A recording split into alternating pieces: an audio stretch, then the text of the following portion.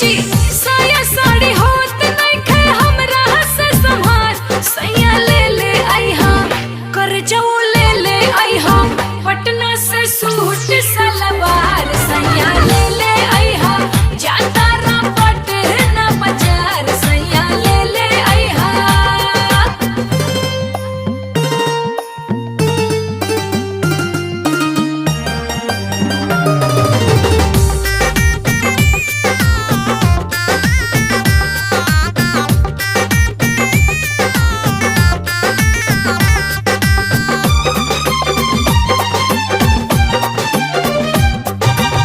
किनके ओठ लाली ले आई हो हाजीपुर से